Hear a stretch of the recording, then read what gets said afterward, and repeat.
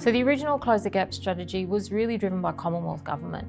It didn't involve Aboriginal and Torres Strait Islander voices, people, priorities as our self-determination. It was primarily driven by government and it didn't have the other jurisdictions engaged in that conversation. There wasn't a co-design process really embedded to inform policy and the strategy from Aboriginal and Torres Strait Islander peoples, either from community or their peak organisations. And so you can't really get priorities or determine what that change will be if we're not involved in decision making and in the co-design of that work. When life expectancy for an Aboriginal male in some of the Western New South Wales towns is 36 years of age, for example, you know there's a problem. When you go to funerals for Aboriginal people from diabetes-related death, you know, and they're only in the early 20s, and we live in a first world country, for example, and this is 2022, you know that there's a huge problem. Yeah, it was quite clear from a community perspective in particular that no gaps were closing, and in fact some had widened.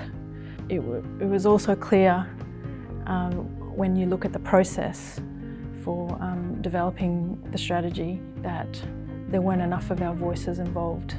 There was no accountability on the government side. All the risk and liability sat with the community-controlled organisations.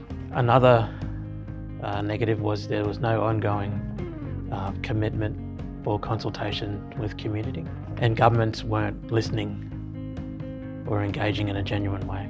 So this national agreement on closing the gap is different from others. One, because it is co-designed. It is led by Aboriginal and Torres Strait Islander peak bodies who have a collective number of Aboriginal and Torres Strait Islander people and voices represented in their membership. And so we're getting the priorities and determining what our targets are and how we want to achieve them from the ground in our communities right through to an organisational perspective around policy change. These days it's about negotiation, not just consultation. And it's about being genuinely involved at the decision-making table at the right time. So we're looking at funding as it occurs in government. Government always says, oh, we don't have any extra money. But a lot of the existing funding that they do provide goes into their own government programs or goes into other mainstream agencies or to non-Indigenous or non-Aboriginal and Torres Strait Islander non-government organisations to deliver a service. Well, that's got to stop.